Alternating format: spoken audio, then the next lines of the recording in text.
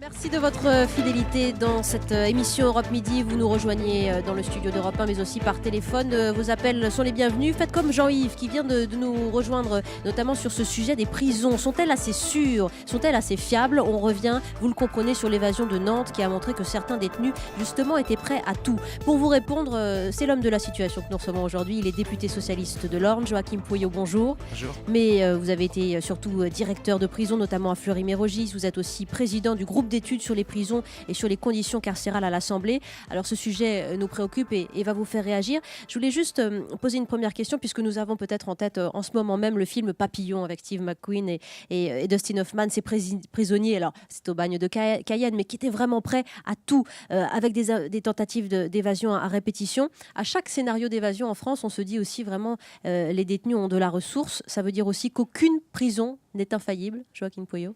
Je ne dirais pas cela, mais effectivement, vous avez des détenus, leur objectif, c'est de s'évader. Et on connaît les points faibles.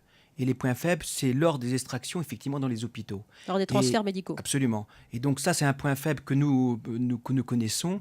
Et donc, on le voit ici à Nantes, ce qui s'est passé. Donc, il y a eu certainement des insuffisances. Il y a eu peut-être un défaut dans la manière dont le détenu a été transporté à l'hôpital. Mais j'entends dire que quelquefois, les prisons françaises sont des passoires. Je rappelle quand même que les prisons françaises sont les plus sûres d'Europe. C'est là où il y a le moins d'évasion. Malgré tout, nous avons effectivement des événements parce que vous avez des détenus qui n'arrivent pas à comprendre leur peine ou leur écrou et qui, par tous les moyens, vont essayer de s'évader, et notamment lorsqu'ils ont des informations ou lorsqu'ils peuvent avoir également des complices, également soit à l'intérieur ou soit à l'extérieur. Alors,